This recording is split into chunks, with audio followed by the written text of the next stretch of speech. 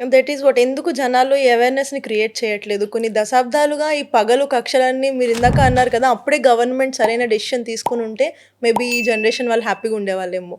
So, upcoming వాళ్ళ గురించన్నా ఇప్పుడు పర్టిక్యులర్‌గా ఒక డెసిషన్ తీసుకోవాలి. If you are in that place మీరైతే ఎలాంటి డెసిషన్ తీసుకుంటారు? ఇక్కడ ఒకటి ఏ బిజినెస్లో అయినా ఒక కంట్రీకి సంబంధించినటువంటి మేనేజ్మెంట్లో అయినా కూడా మనకు కొన్ని కట్ త్రోట్ డెసిషన్స్ అనేది తీసుకోవాలి. అంటే ఇది మనకు ఫ్యూచర్లో కూడా చాలా ప్రాబ్లం వస్తుంది, దీనివల్ల నాకు లాభం లేదు అని అనుకున్నప్పుడు మనం ఒక డెసిషన్ తీసుకొని చేయాలి. అది కాశ్మీర్ మనది, మనం కాశ్మీర్ని వదిలిపెట్టుకోలేము. Pakistan occupied Kashmir is an illegal occupied by the Pakistanis. And అక్కడ ఉన్నటువంటి దాంట్లో నేనై ఉంటే ఇంకా అక్కడ ఉన్నటువంటి వాళ్ళందరినీ మన వైపు మనం డైవర్ట్ చేసుకోవడానికి ఎన్ని రకాల ప్రయోగాలు చేయాలో అన్ని రకాల ప్రయోగాలు చేస్తాం.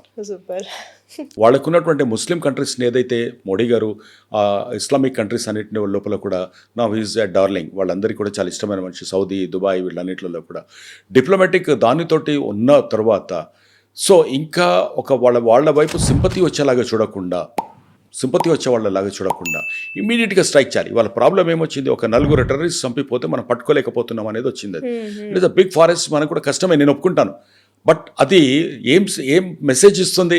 ఒక నలుగురిని పట్టుకోలేకపోతున్నటువంటి కంట్రీ దగ్గర ఉన్న ఇంటెలిజెన్స్ సిస్టమ్ ఏంటి, వాళ్ళకున్న కెపాసిటీ ఏంటి అనేది ఒక ఆర్డినరీగా సౌత్లో ఉన్నటువంటి నాకు కూడా కలగగలిగే అవకాశం ఉన్నప్పుడు మనకేం చేయాలంటే వీటన్నిటికంటే strike on the Pakistan, smash it.